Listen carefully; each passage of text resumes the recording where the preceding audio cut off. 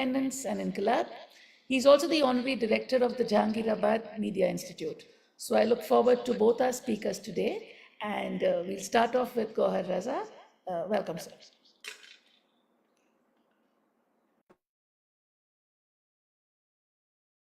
So we don't hear your audio. You need to unmute yourself. Thank you doctor Hasan, बहुत बहुत आपका शुक्रिया।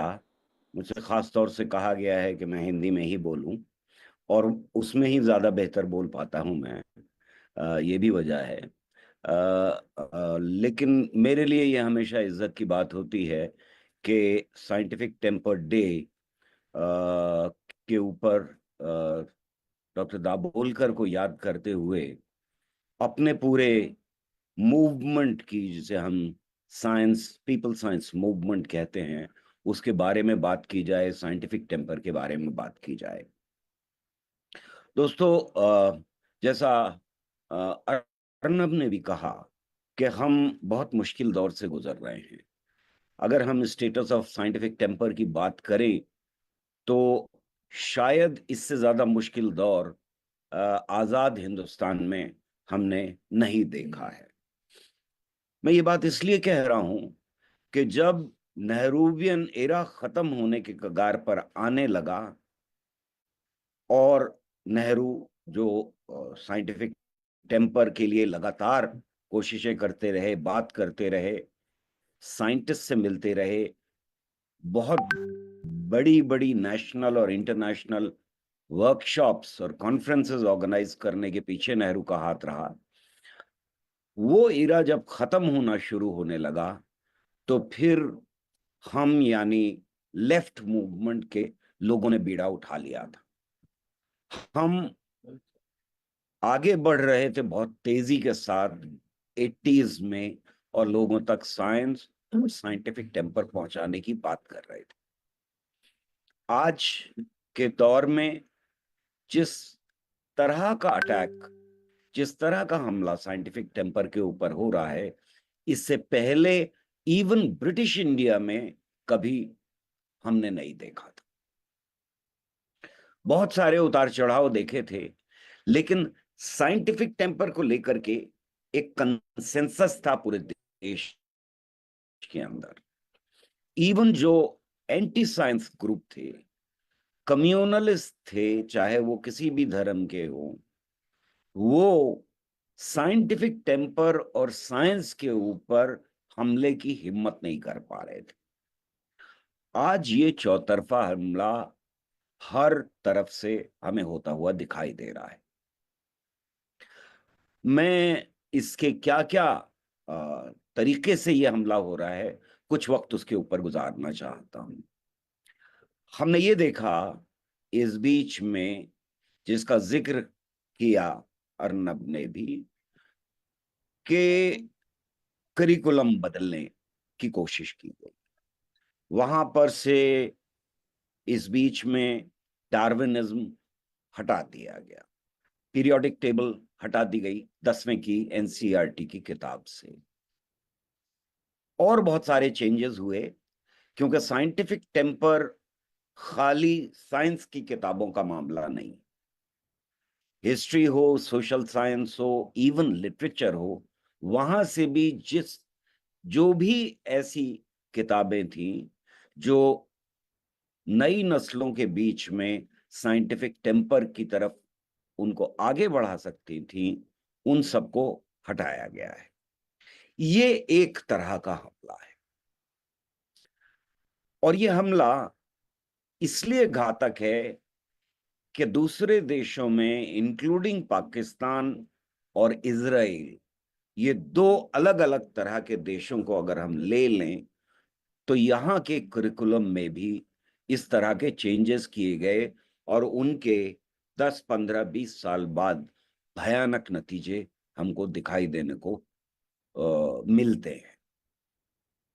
दूसरी तरह का हमला इंस्टीट्यूशंस के ऊपर हो रहा है, यानी साइंटिफिक इंस्टीट्यूशंस, खासतौर से जिनको जिम्मेदारी थी साइंस और साइंटिफिक टेम्पर फैलाने की, उनमें से एक को बंद कर दिया गया, दो और इंस्टीट्यूशंस को मर्ज करके उनका मैंडेट बदल दिया गया।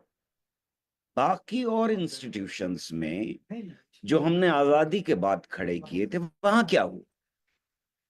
वहां पर एक दूसरी तरह का हमला चल रहा है।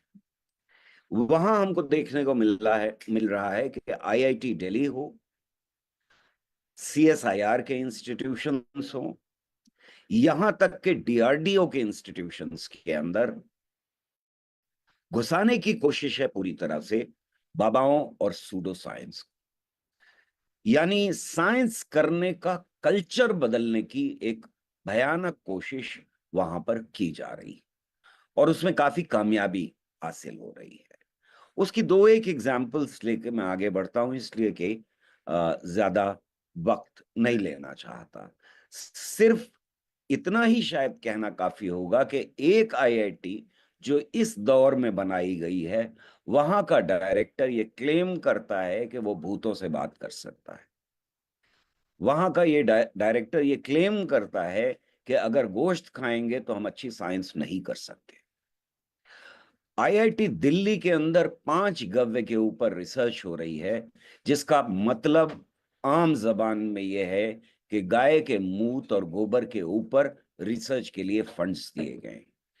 ये सिर्फ आईआईटी दिल्ली में नहीं दिए गए, ये बहुत सारे इंस्टीट्यूशंस में धीरे धीरे फंड्स दिए गए हैं। और अब department of science and technology अलग से 5 गव्य और उसके ऊपर रिसर्च, गाय के ऊपर रिसर्च कराने की बात। इससे ज्यादा बेइज्जती की क्या बात हो सकती है किसी मुल्क के लिए जहां बड़े बड़े साइंटिस्ट पैदा हुए हों और आज कोई पलट के कहे कि हमें गाय के मूत्र के बारे में पता नहीं। हमारे यहाँ फादर ऑफ केमिस्ट्री जिन्हें हम कहते हैं, उनसे लेकर के पिछले 100 साल से की हिस्ट्री है केमिस्ट्री में बहुत बेहतरीन काम करने की। हर चौराहे के ऊपर आपको पेशाब टेस्ट करने की, यूरिन टेस्ट करने की लेबोरेटरीज आज के दौर में मिल जाएंगी। ये लंबे सफर में हमको हासिल हुआ है, लेकिन आज कोई खड़े होकर के कह रहा है कि हमें नहीं पता। इस बीच में बहुत सारे इंस्टीट्यूशंस को संजीवनी बूटी तलाश करने के लिए प्रोजेक्ट्स दिए गए। ये कोई नाइव चीज नहीं है कि आईआईटी खड़गपुर एक ऐसा अनसाइंटिफिक कैलेंडर तैयार करता है जिसको उसे बाद में डिसोन करना पड़ता है। इतना उसके ऊपर हंगामा होता है साइंटिफिक कम्युनिटी की तरफ से कि वो उसको डिसोन कर देते हैं। तो ये सोची समझी साजिश है। दूसरी तरह का हमला जिसकी मैं बात कर रहा हूं, साइंटिफिक इंस्टीट्यूशंस के अंदर वहां का कल्चर बदलने की, ताकि वहां साइंस ना हो पाए और सूडो साइंस को वही दर्जा मिले जो साइंस को दर्जा मिलता है। जिसका एक और भी मतलब है कि जो एक्सपेंडिचर है साइंटिफिक रिसर्च के ऊपर, वो हम घटा रहे हैं, उसका एक हिस्सा हम सूडो साइंस की तरफ ले जा रहे हैं। तीसरी तरह का हमला अगर हम देखें तो बहुत साफ दिखाई देता है हमको, जो पॉलिटिकल है, जो डायरेक्टली पॉलिटिकल है। प्राइम मिनिस्टर अब से 11 साल पहले, अभी एक हफ्ता भी नहीं हुआ था, कि डॉक्टर्स की मीटिंग के बीच में कहते हैं कि गणेश जी प्लास्टिक सर्जरी का प्रूफ है इस देश में। प्राइम मिनिस्टर की जब स्पीच तैयार होती है तो वह अकेले नहीं होते, वो स्पीच बहुत रास्तों से गुजरती हुई प्राइम मिनिस्टर तक पहुंचती है। तो इसका मतलब यह है कि वो स्पीच बहुत सोची समझी स्पीच थी। ये कहना बहुत सोची समझी बात थी कि लार्जेस्ट डेमोक्रेसी का प्राइम मिनिस्टर इस तरह की बात करे। नेहरू के जमाने में जब नेहरू साइंटिफिक टेम्पर की बात कर रहे थे तो सारा एडमिनिस्ट्रेशन ये जानता था कि इस देश की नींव और इस देश का भविष्य साइंटिफिक टेम्पर के ऊपर रखने की जरूरत है। मोदी सबको ये सिग्नल दे रहे थे 1 महीने के अंदर ही कि अब एविडेंस बेस्ड साइंस की जरूरत नहीं, अब इसकी जरूरत है ही नहीं कि कोई प्रूफ चाहिए।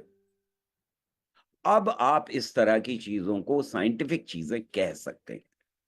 उसका नतीजा क्या हुआ? एक मिनिस्टर ने कहा कि हमारे पूर्वज जंगलों में जाते थे, हमने बंदर को बदलते नहीं देखा, इसलिए पढ़ाया नहीं जाना चाहिए डार्विनिज्म। उस मिनिस्टर को तो बदल दिया गया, लेकिन डार्विनिज्म भी हटा दिया गया। इन दोनों में रिश्ता देखिए,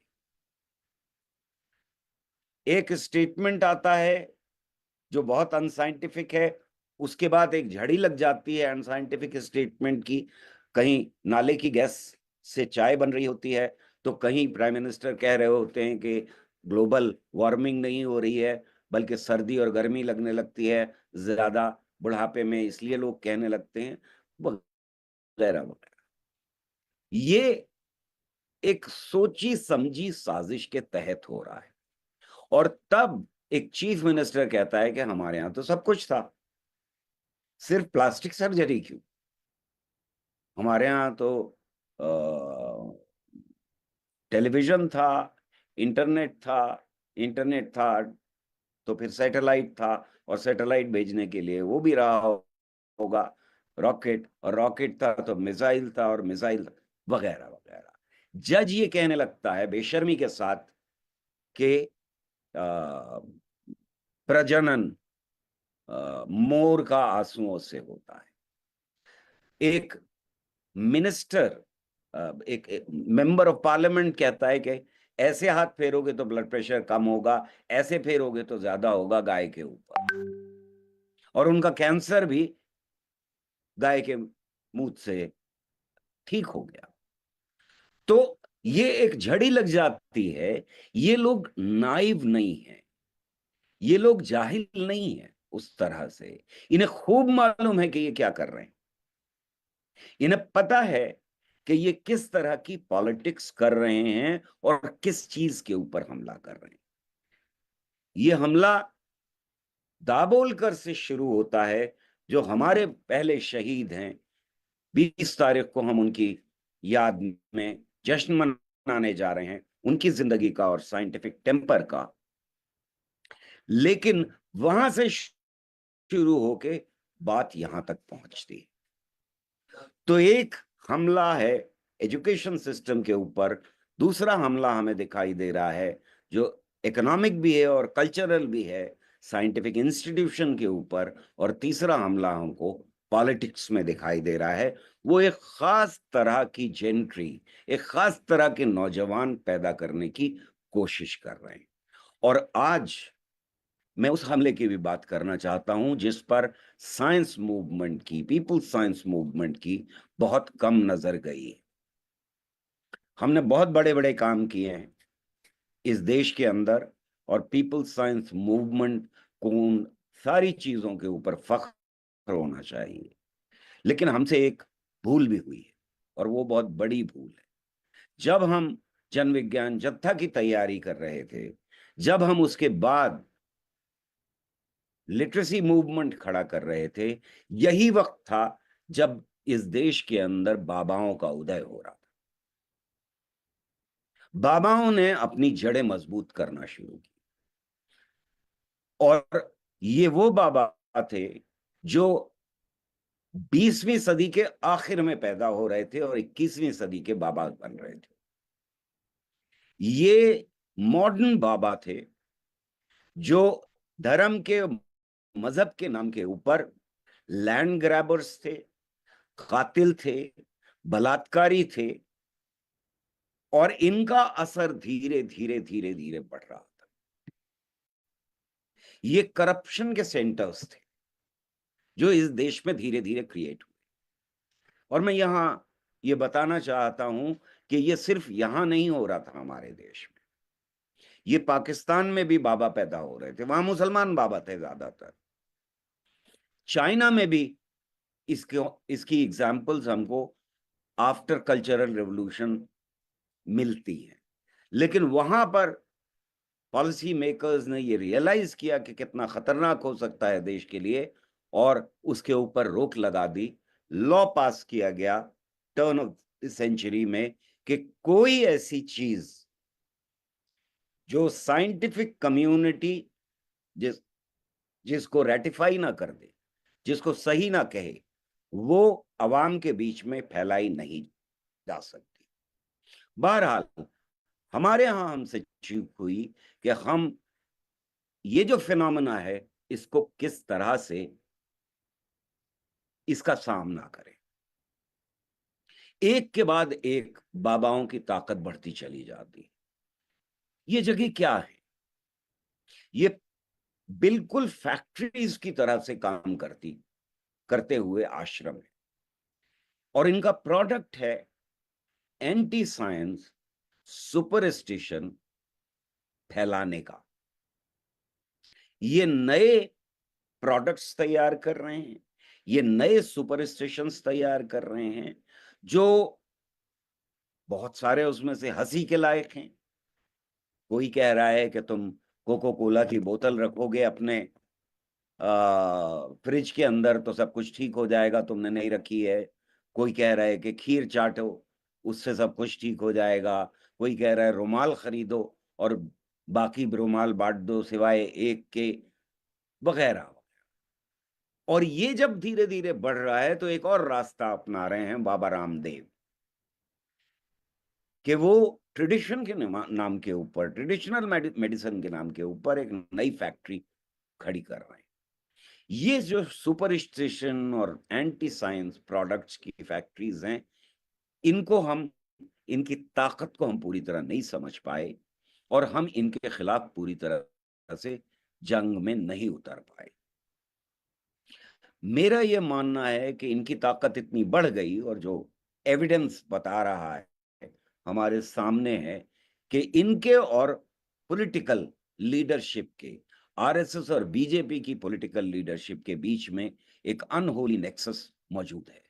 इनके साथ कांग्रेस ने कॉम्प्रोमाइज जरूर किया था, लेकिन ये अनहोली नेक्सस कंप्लीट हो जाता है 2014, और 2014 में सिर्फ इसमें पॉलिटिकल लीडरशिप और बाबा ही नहीं शामिल है, बल्कि हमारा क्रोनी कैपिटल भी शामिल है, उनका सैंक्शन भी शामिल है।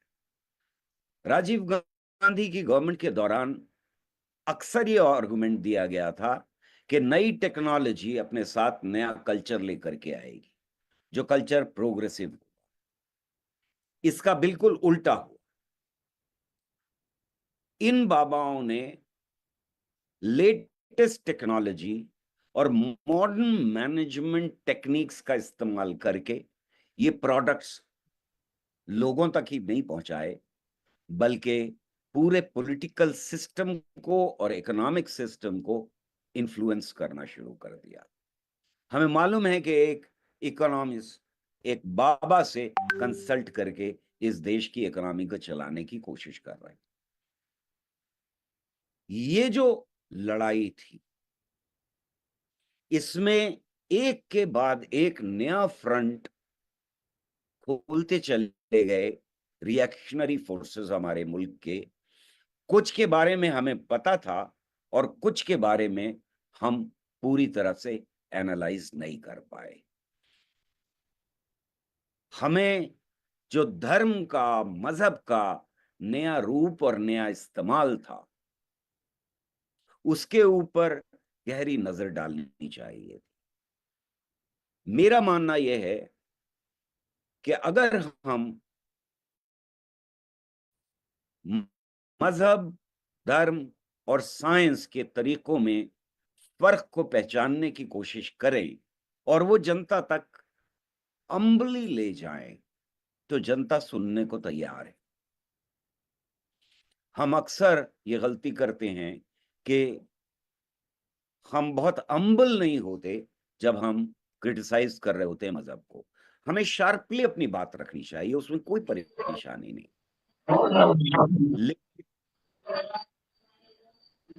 हेलो। लेकिन हमको अपनी बात पूरी विनम्रता के साथ रखनी चाहिए। और मैं आखिरी बात ये कहना चाहता हूं कि ये लड़ाई न कल आसान थी और न आज आसान है।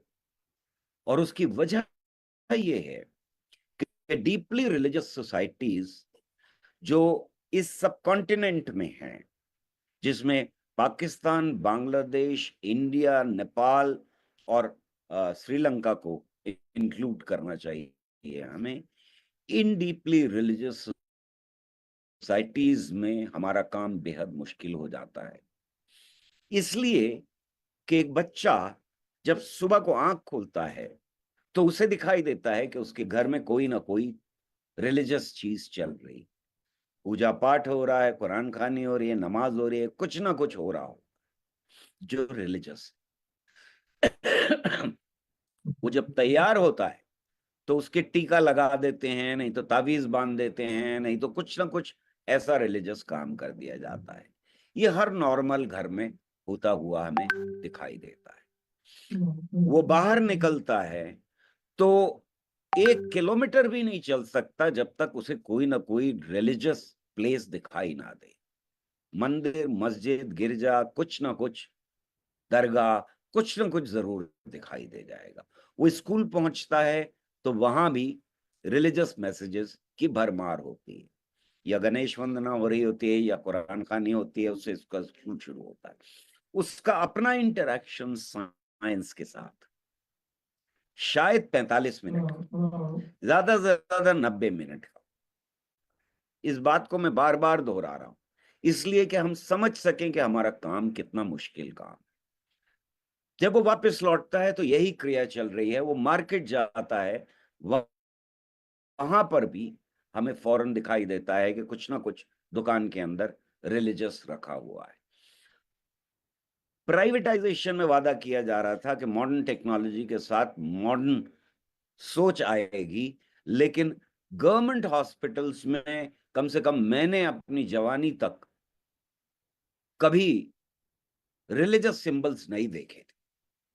पर आज कोई भी प्राइवेट हॉस्पिटल ऐसा नहीं है या क्लिनिक ऐसा नहीं है जिसके अंदर कुछ ना कुछ रिलीजियस ना चल रहा हो, दीवार पर ना लगा हो या डॉक्टर के कमरे में ना रखा हो।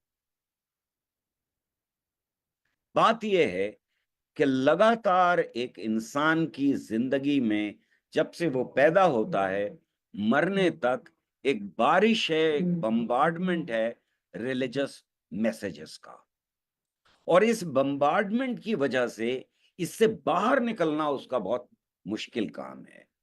बहुत सारे हमारे प्रोग्रेसिव साथी भी ऐसी बहुत सारी चीजों करने के लिए इतना प्रेशर फील करते हैं जो अनसाइंटिफिक चीजें, कि वो उससे बाहर निकल ही नहीं पाते, क्योंकि सोशल प्रेशर और ये बम्बार्डमेंट जो है ये लगातार हमारी जिंदगी का हिस्सा बना रहता है। लेकिन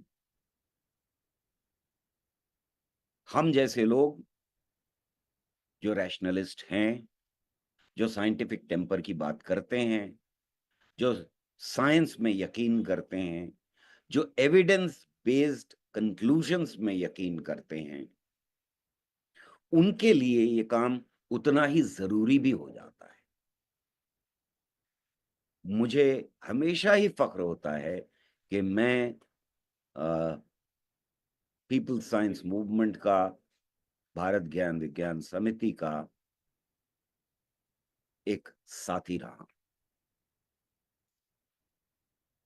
और शायद ये फख्र मुझे मरते दम तक रहेगा, क्योंकि हम अंधेरे को दूर कर पाए या ना कर पाए, लेकिन अंधेरे का नुकसान बहुत कर रहे हैं। बहुत बहुत शुक्रिया। शुक्रिया गौहर अजरा साहब, आपने बहुत ही अच्छी तरीके से, बहुत खूबसूरती से समझाया कि प्रेजेंट टाइम्स में कितना नेसेसरी है to actually get in scientific temper, because as sir explained we have a lot of things happening in our present society against educational institutions, politically, culturally, against basically against scientific temper, and therefore it becomes very urgent for us to actually have something, we need to have movements like this or discussions like this to actually bring it to people's attention as to how important it is for us to urgently, I would say, rescue our scientific temper, ensure that we have it in our society. I will move on to the next speaker and then Shukriya Gaur Raza sir. And we'll move on to the next speaker and then we can take questions right at the very end. So I would like to invite Amardev Sharma sir to take over. Yeah, thank you. Thank you very much for the invitation. I was very happy to be able to participate and also listen to, which was not really encouraging to some extent, the depressing state of things that we were just hearing about from Gauhar Raza.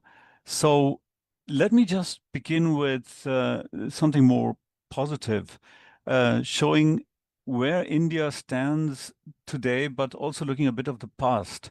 I mean, this was also mentioned by the previous speaker, the issue that scientific temper is part of the Indian constitution.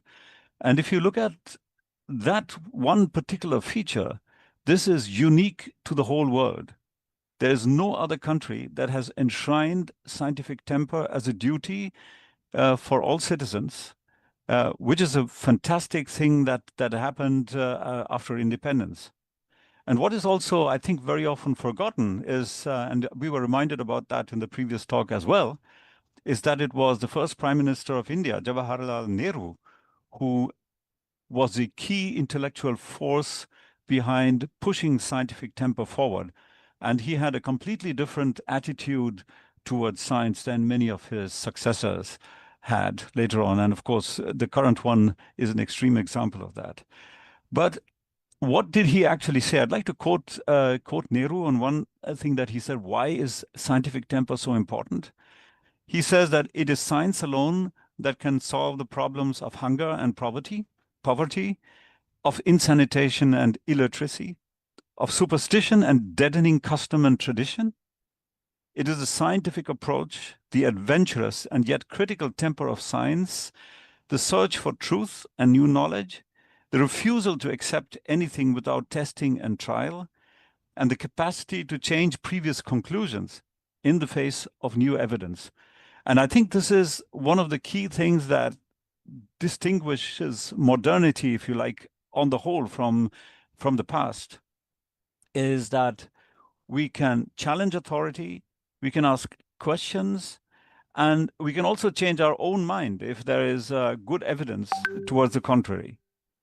So given this fantastic foundation, why is it that we stand today where we stand today? And it's not just India, by the way. In many other countries of the world, we see also similar cases of pseudoscience and superstition gaining more and more supporters. But on the one hand, we see India has achieved remarkable progress in technology and infrastructure, has become a leader in some things like space exploration, digital connectivity, and research in some areas. But at the same time, as we heard in the previous speech, superstition, deadening custom and tradition still prevails until today. And that is one of the biggest impediments to social reform and the full realization of progress for everybody, for all Indians and everybody living anywhere in the world. So despite all these constitutional mandates and widespread advances, why is it that irrational beliefs continue to influence daily life, public policy, and even health decisions across India? And I think part of it is also because of a complete misunderstanding of technology versus science. Because if we think we've got good technology, it does not necessarily mean that we also have good science. And this is a very short-sighted way of thinking, because technologies would at some stage need to be imported. And we might also be asking the questions, why do some of the leading scientists, including those who have won Nobel Prizes, leave India?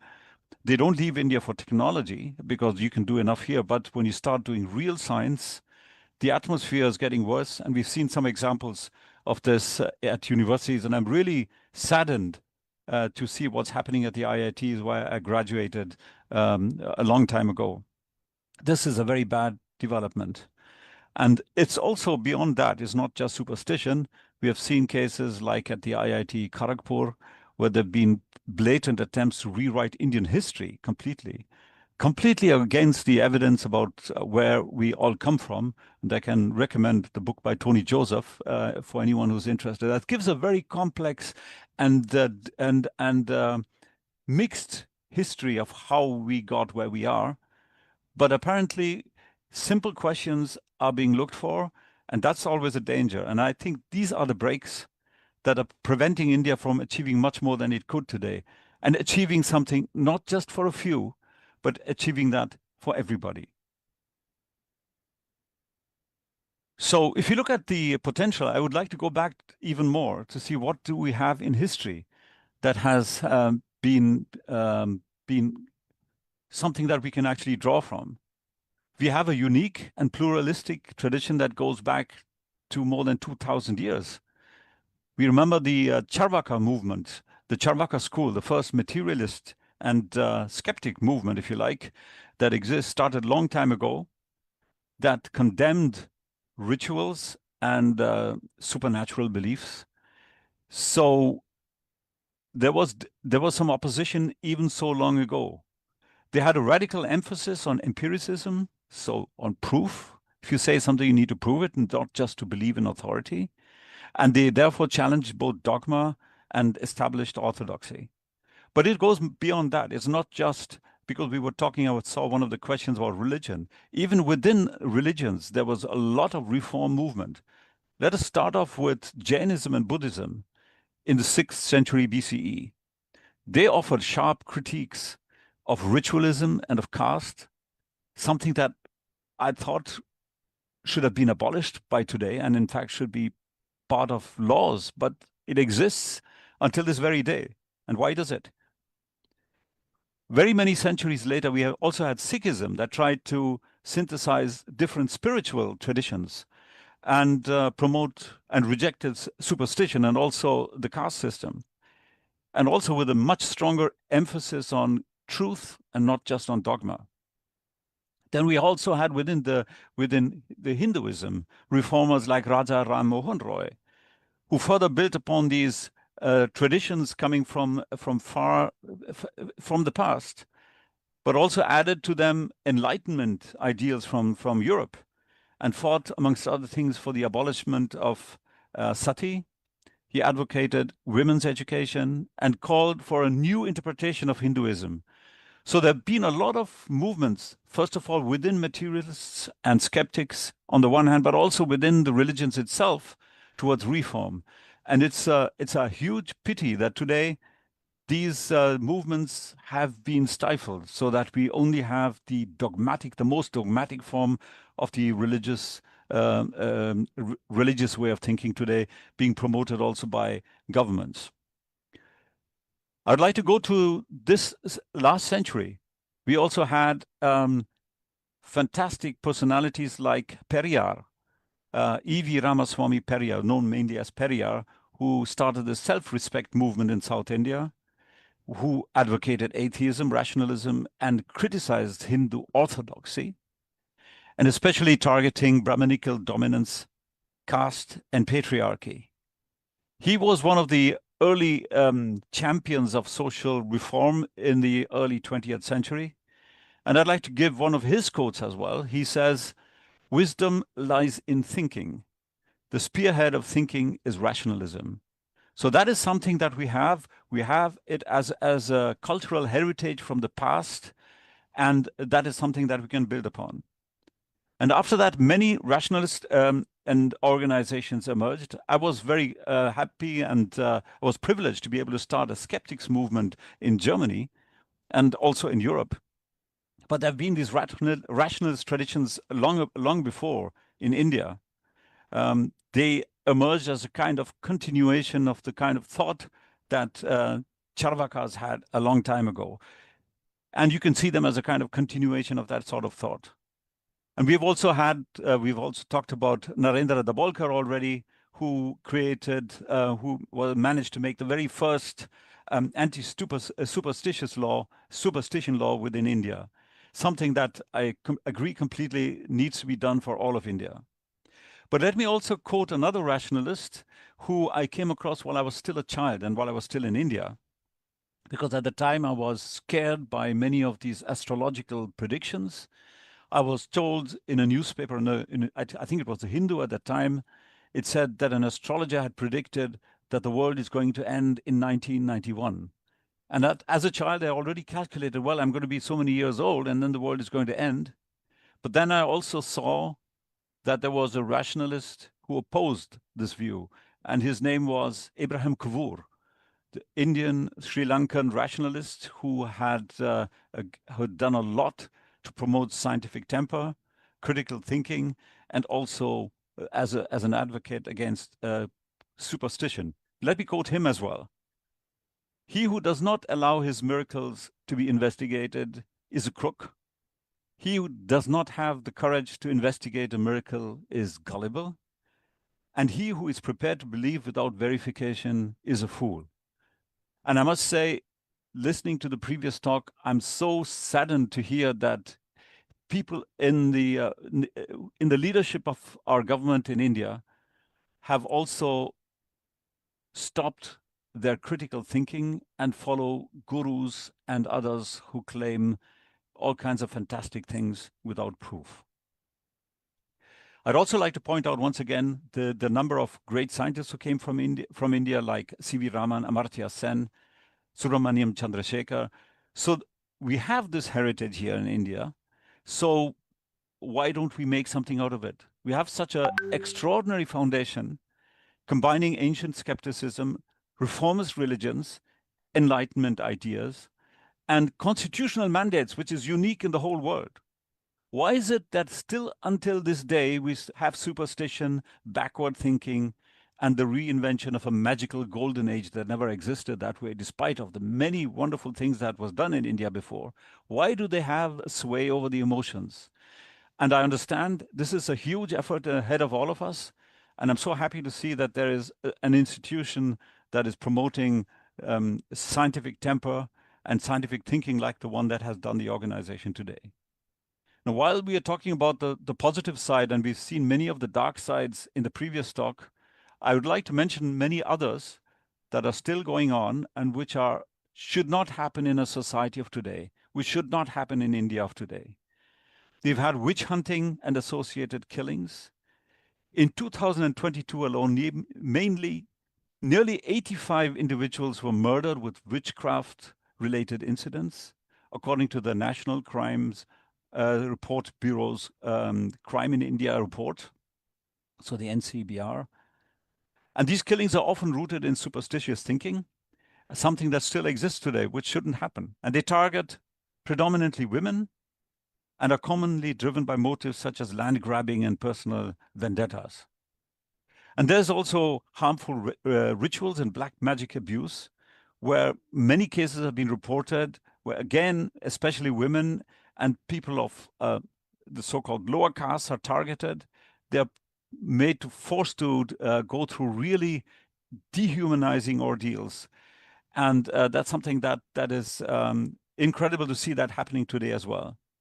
So according to the NCRB, in 2020, 88 deaths occurred due to witchcraft. 11 people died as a result of human sacrifice rituals. So this is the dark side. And it is something that we really have to do something about. But then we also have the fraudulent practices of sexual abuse by the godmen. There was a lot spoken about that by the previous speakers. I'm not going to say too much about that.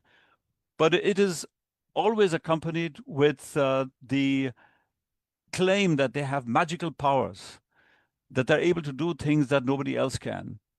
And I think this is another very important area where rationalists, skeptics, and just people who are interested in people should expose these godmen, like many have done, like Abraham Kavur did, like later Basava Premanand did, and today the rationalists like Narendra Nayak and many others do, going to the colleges and going to the villages and explaining how these miracles are done so that they are not fooled anymore by these godmen. So we have a situation where we are trying to convince the common people that these godmen don't have the power. And at the same time, it's incredible to see that leaders in government are falling for this. Now, I'm not even sure, based on what I heard before, whether it is because they're really falling for this or because it just suits their power grab. And I think one of the things that we should note by this is that with all technological advances, these are all in the end based on science. It's very short-sighted thinking to say that if you're going to have a good technology, that's all we need. We are going to lose the future if you don't have science in addition to technology, and if you don't, in particular, have scientific temper, critical inquiry, the ability to challenge and to ask questions, and to even ask questions of people in authority, to even ask questions of our professors. We are all subject to error, and we should also be prepared to correct ourselves when there is evidence to the contrary. So there's thankfully some legislative response, like bills to reduce the worst exploitation through superstitious practices.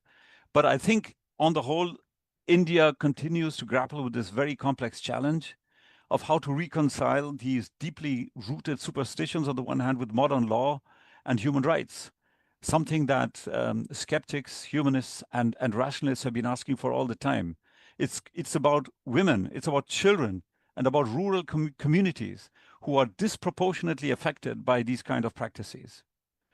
And I'm coming to another point again, which was pointed out to me when I was in India by Narendra Nayak, who's the chairman of the Indian rationalists, who pointed out to the effects that the Ayush kind of propaganda is having. So on the one hand, he showed me that in the Ayush hospitals, there's almost nobody who goes there. They go to the real hospitals, at least those people who know what they need. But we have a situation where the Indian government has taken an active role in supporting these sort of pseudo-medical practices as if they were part of Hindu culture, and conflating the two, culture and practices that need to be examined with the newest evidence. And interestingly, if you look at the Ayush, the last part of it is homeopathy. It's not even Indian. It is from Germany. And in Germany, we have the same problem with homeopaths who try to push the pseudo-medical practice. It's also that this kind of, we were talking about science institutions getting deprived of their funding, at the same time as we're depriving real science of their funding and just providing it to those who provide some technological benefit. At the same time, we also have the Ministry of Ayush providing a huge amount of money for Ayush health centers, of wellness centers, which is, of course, a big selling point also in Europe and America. And coming up with all of these things and also trying to push this internationally. And in a way, I see it as very similar to what traditional Chinese medicine has been trying to do, is trying to spread their ideologies in the name of science through institutions like the United Nations. And I think this is something that is going to affect not just India or China in this case, but also the rest of the world. If we forget scientific temper, the need to test and vigorously examine claims that are being made. Some of them may be true, and let's accept them, but only if the evidence shows that they actually work. So with this, we should look at what can we do in the face of these issues. How can we approach superstitious practices that are framed as Hindu? There's no comprehensive anti-superstition law, like was said by the previous speaker as well. And so existing criminal provisions are very often completely insufficient or poorly enforced. And if I remember even the case of sati, well, there was a law that prohibited this as early as when Raja Ram Mohan Rai got this through the British government of the time. It had to be taken again up in the 70s and 80s before really institutions were introduced that enforced these laws. So again, targeting women and those who are very vulnerable. So I think one of the issues here is that law enforcement itself is becoming very, very reluctant to act against godmen and exploitive rituals with the kind of excuse, oh, these are all Hindu traditions. But Hindu tradition is more than this exploitation, or Indian tradition, if you like, with all the religions that were there, including materialist and skeptical philosophies, is much more than that. So we should look at those things that have really stood up to the test of time and not just focus on those things that are kind of pro-Hindu or denouncing anything that is science-based as being anti-Hindu. So I would like to just point to a caveat here, which I think we should also say. There is, because it's very often understood, at least when we talk about it in Europe, is there is, of course, a rich tradition within India of traditional knowledge, which has stood the test of time. So we should pick out those things which are really good, but make sure that those things that have not stood up to the test of time, like some of these medical practices, and definitely most of, or if perhaps all of the things that the godmen do, which are just exploitation and have nothing to do with science and nothing to do with helping anybody. And it's also depressing to see how many people from Europe go in pilgrimages to India to get this sort of, and they give them additional money, they give them additional recognition across the whole world. That's a problem that is actually going beyond India as well.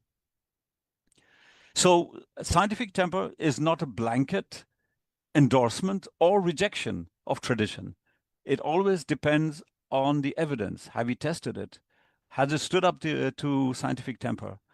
And we are not going to throw the baby out with the bathwater, but the goal is simply not to blindly preserve the past, not to blindly believe in authorities, but really test which of the claims that are being made are true or which are not. This sort of a scientific temper, I think, is the base to protect society from superstition and harmful dogma. It's not being for or one or the other things, but it's to test whether it is true or it's not. And these are things that are provided by scientific temper exactly in the sense that Nehru said when he was promoting scientific temper himself. Scientific temper is key here. So I think it's really crucial, and I'm really happy that organizations like the one that invited me is working here, because it's very important to do grassroots works on the one hand, but it's also just as important to make sure that pressure is put up on the government to stop this sort of exploitation of people's gullibility, if you like, and willingness to believe. And to some extent, it's also important to just stand up and say no when things are not going correctly. And I hope that people in institutions also like the one that I visited, like in the IIT Delhi, they don't just buckle down, but that there are people there who stand up and say, no, you can't do it this way. This is wrong. Please stand up and talk against it. So I think with this, I'd like to conclude saying that what we have here is the need to build a future built upon inquiry, scientific temper, and reason that links us all. And in fact, it links us all beyond just cultures within a country. It links us all across the whole world, and provides the tools that we need to prosperity and also to freedom. So thank you, the organizers, very much for giving me the time here to speak, and I'd be happy to take any questions on this, especially from the point of view of skeptical work, of challenging superstitious beliefs and godmen and things like that. Thank you.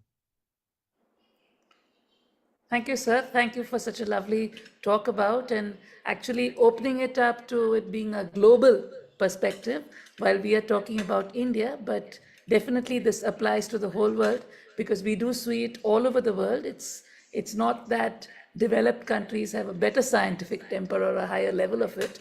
We do see it, missing in many cases. So definitely, yeah, that's a good thing.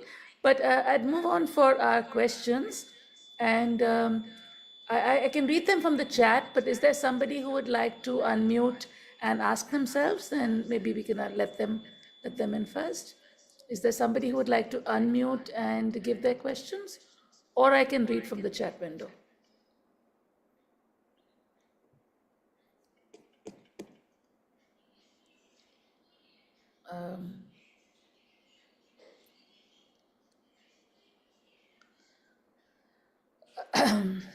I think Is there any? Priya better go reading comments of chats and questions.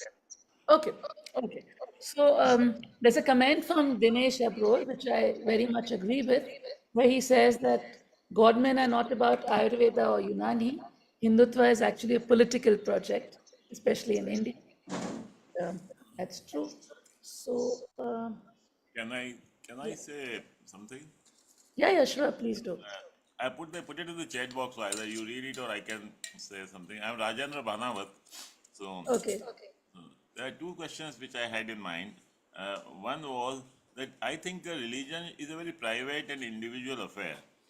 Public demonstration of religious practices and religious rituals is the cause of all the problems in India, according to me. That's So right. should we not have individual faith?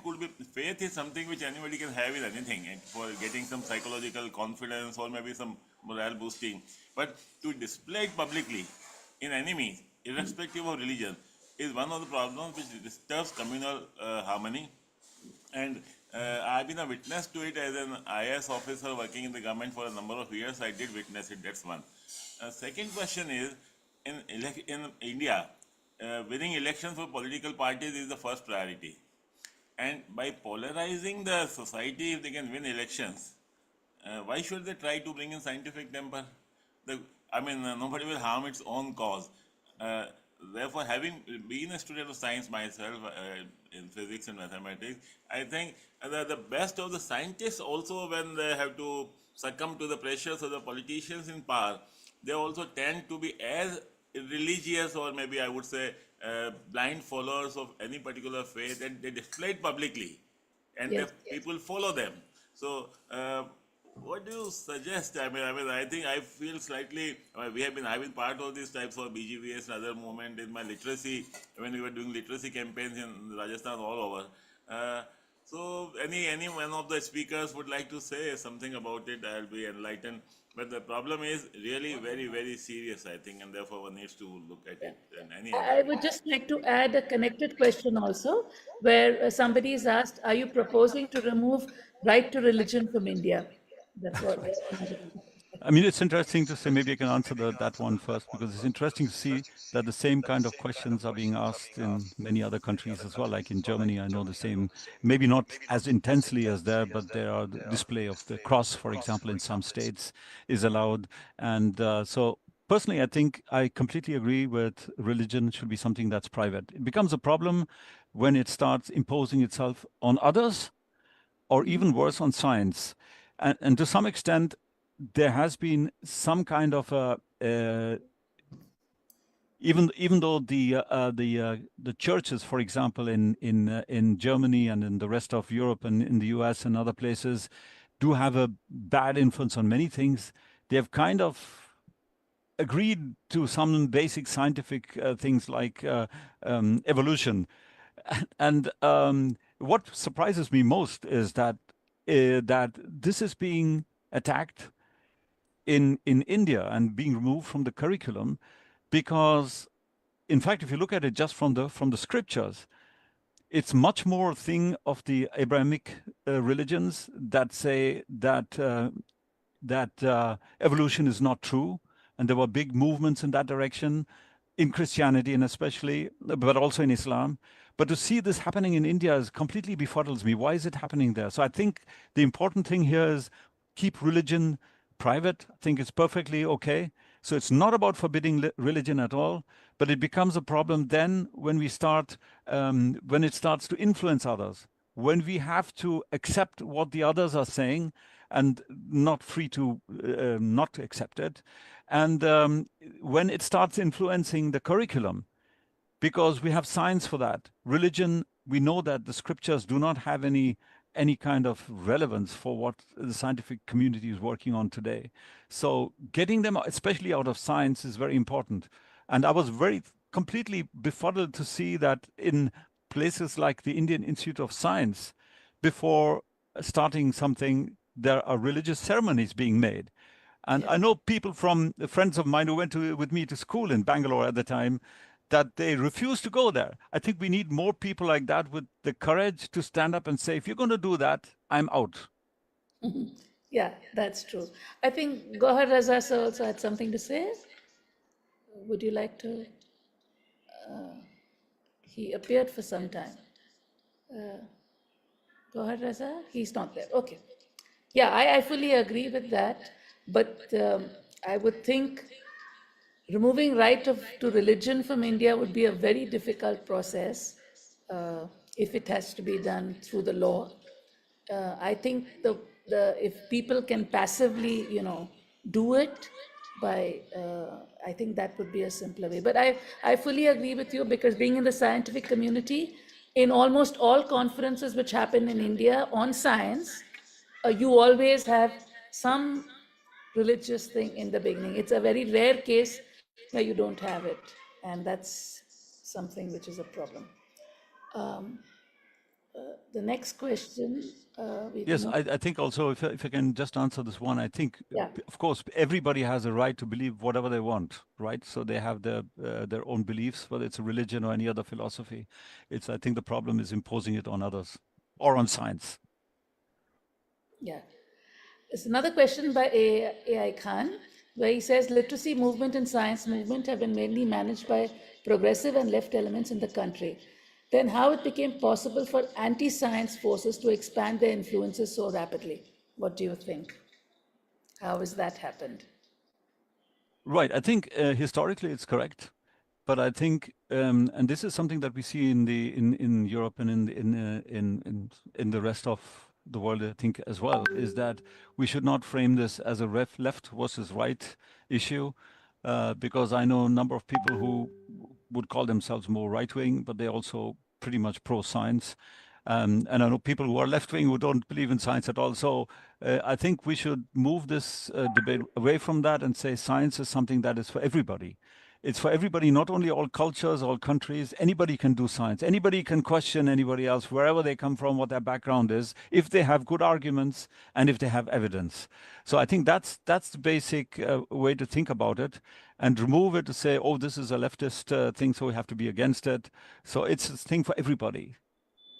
Yeah. I just want to let you know that Gohar Rasa sir has mentioned that he had to leave because he has to attend another meeting. So in short, I think all the questions will be addressed to you because he's left. So we have another question by Sudhapada Basu, where he says, how do you think we should improve our motto? How would you popularize scientific temper? That's a very hard question.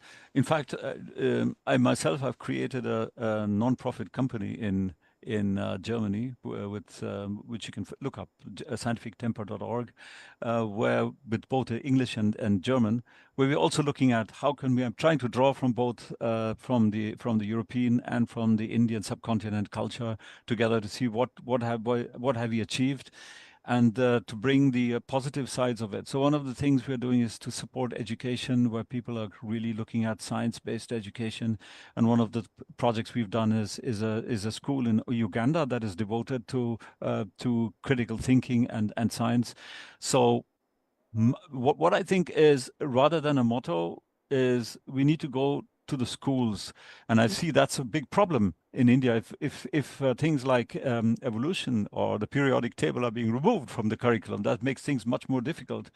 So one thing that could be done, I think, is to provide a kind of alternative education offer from rationalists, from atheists, or from other humanist, secularist organizations, or at least religious, or even religious organizations who are not fundamentalists, to say the first and most important thing is, if you want to have a future of any country, you need to have children who grow up understanding how to think, not what to think. So this is one of the mottos we have chosen: teach the children how to think and not what to think. And then let them ask questions. And there are no bad questions. There are only bad answers. So any question should be okay if children ask the question. Maybe moving down to that level, encouraging children from the very beginning to learn how to think and not what to think. Yeah. Oh yeah, that's definitely right. I think it's easier also with children. The tougher job is with adults because they already have their mindsets and it's very difficult. So we have a young lady, Sandhya, who asks, how do I change the unscientific views of my immediate circle without offending their sentiments? I'm only a college student, but it has become incredibly suffocating to live in a circle that refuses to follow common sense, that forces me to follow it too. That's another very hard question because I have the same experience, by the way, myself, because I'm both in Indian circles and in European circles, where a lot of, especially those who are not within the rationalist groups, that they have very pseudoscientific views themselves. So I think what we can only do is to make sure that we appreciate them as people, we understand where they're coming from, and don't offend what they're thinking, but maybe ask questions as to why do you think this is true? Do you have any evidence for that? If you can show me evidence, I'll believe it, and try to get them to think themselves rather than opposing them in a frontal way, just saying you're wrong. Instead of that, just ask them, why do you think that way? Can you give me examples? Do you have any evidence for that? And then maybe come up with, well, I know that this has been tested here and it doesn't seem to be correct. So approach it softly and try not to offend the people. I know this is an issue because we have that in all our friends and family even, that we have to argue the case for rationality and for science. Mm-hmm. Yeah.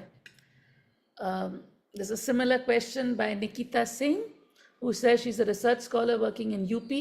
I explored Chennai and I didn't see any religious problem there. And here even teachers provoke students and try to impose their religious activities on them. So yes, it does. Yeah. I don't know whether we can get some a Periyar in other states in India like we had in Tamil Nadu, but I think this was a kind of really it was a kind of gift to us to have somebody like Periyar who started the self-respect movement.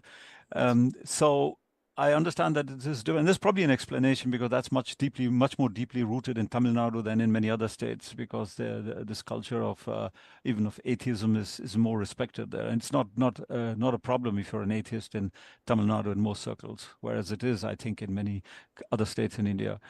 So all I can say is that yes, I understand that this is an issue. I think the only way to do it is to find Periyars in UP, in the Punjab, and everywhere else.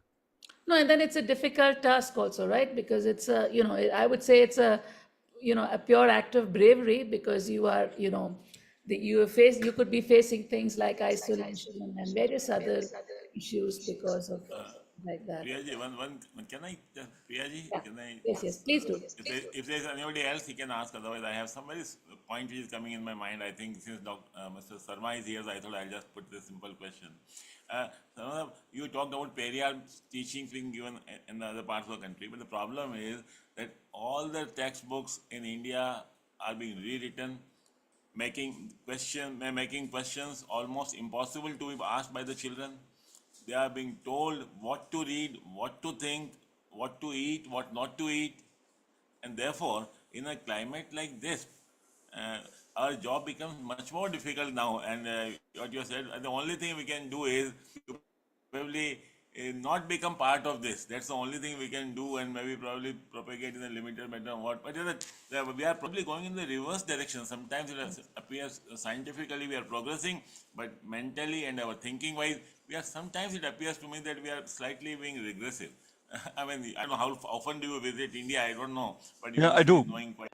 I do visit India quite often, and it's really very depressing to see how these things are developing. And I think also I would phrase it a bit differently. I think even science itself is under attack in India. It's not, it's technology that's being okay, because that doesn't offend anybody. If you use computer technologies, you can use it for anything. But when you start, science needs thinking.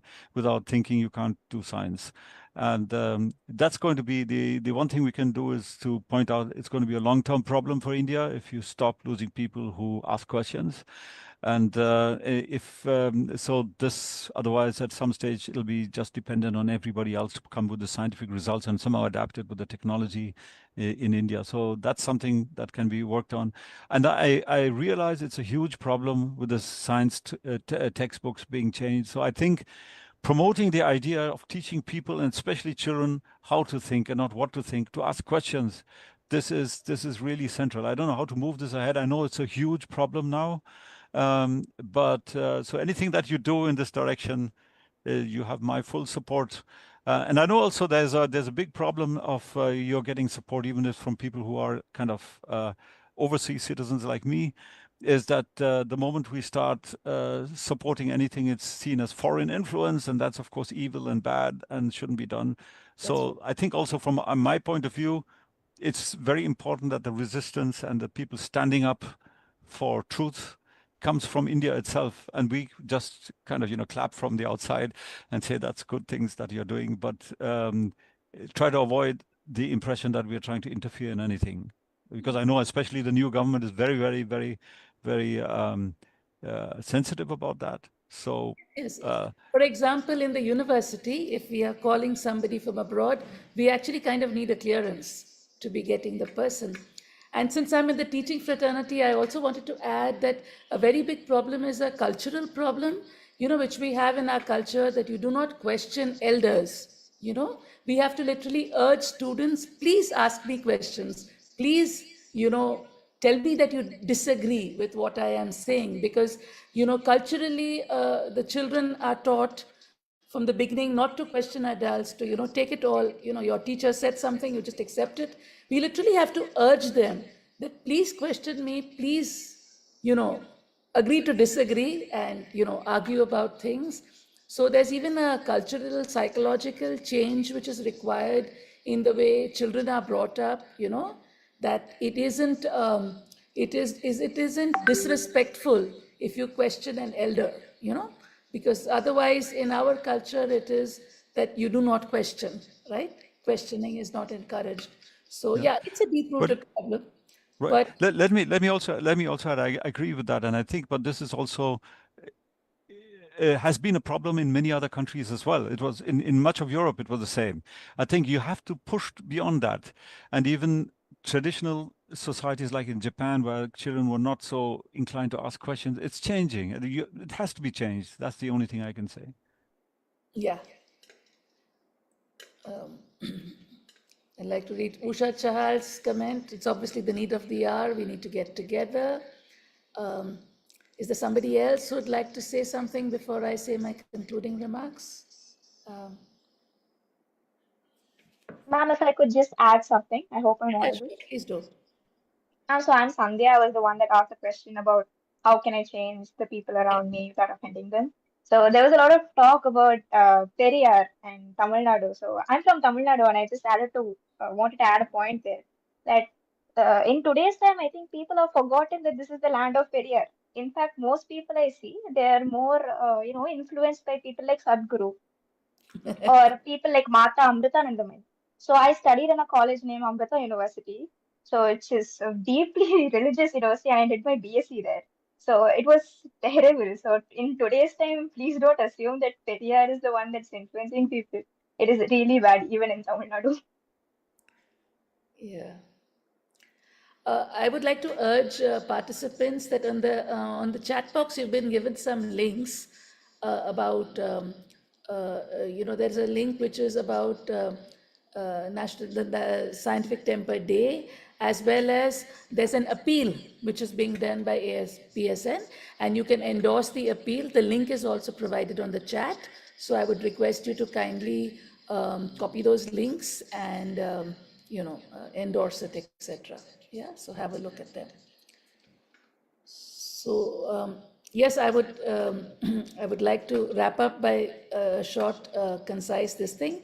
We had two very good speakers with us, Gohar Raza Sahab and Amardev Sharma, who very well spoke to us about the need for scientific temper, which we saw it's not an issue which is only in India. It's a global issue. It is something which is happening all over the world, where people are not, people are actually kind of ignoring the story of scientific temper. I also wanted to add a very perfect example was about how countries handled the pandemic. You know, when it was known that it's a scientific problem, most countries did not handle it in a scientific way. I will not name specific countries, but you all know that most of them, the methodologies they assert to were definitely not scientific. And that was, you know, something which was literally on the face, where we could see that when the whole world faced a situation, because of the fact that this scientific temper doesn't exist, we actually had, you know, the world actually handled the problem very badly. So let's say that in our country specifically, from our leaders, starting from the time of Nehru, the scientific temper was always encouraged. It's obviously required, essential for the progress of the country. And it's also, it's not just about, and it's basically about, cultivating a mindset that values rationality, evidence, curiosity, critical thinking, and openness to new ideas. So specifically in the Indian context, the need for scientific temper is urgent because of what's actually happening in our societies. And on the one hand, we have rapid technological growth. We are, making real major milestones in space technology and various other technologies. And at the same time, we still have people who are superstitious about not eating during eclipses, or, or like Sir mentioned, the various cases of people being killed for witchcraft. And, those are really terrible examples of how we still have so much of superstition and irrational beliefs in the country.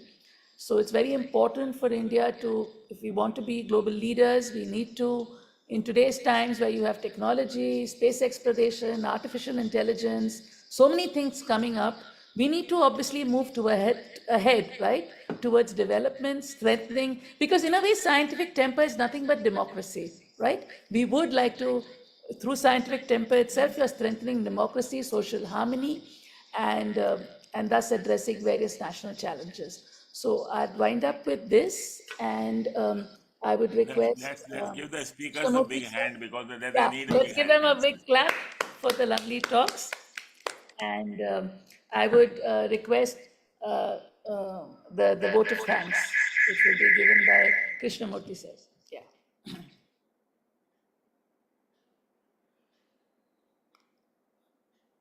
Yeah. So, S. Krishnaswamy, sorry, Krishnaswamy sir, you were giving the vote of thanks. Hello. Yeah. Good evening, all. It's a wonderful session today, and we had two very good speakers, Gohar Raza and Amardev Sharma, and very good coordination by Priya Hassan, and quite a few questions which have come in the chat box. This Amardev Sharma's website is really good. I just checked it, scientifictemper.org. There's a question of the recording. This has been linked in the YouTube of @JVV Andhra. JVV is one of the popular science movements in Andhra Pradesh, and if you go to their site @JVV Andhra, the recording is available there. It's also available in the Facebook page of AIPSN. So, and of course, this is just a kickoff. We hope to have a series of events happening regarding scientific temper all the way at least till November. And so August 20th is the National Scientific Temper Day, which has been declared by PSN and Barnes as for the assassination of Narendra Dabholkar. And so it is the day in which he was killed. And so that day we are trying to make it into a much larger issue which goes on. So I will, my video, yeah. Yeah, sorry. Yeah, sorry about that. Yeah. So that day is going. Hopefully, we will have more programs to come, and hopefully, all of you will also join the journey. And as the speakers very clearly emphasized, it's going to be a long and uphill task. But then we need to ask why we got here. And so we hope that in that we get an answer as to how to come out of that. Yeah. So thank you all. Yeah, thank you very much, sir.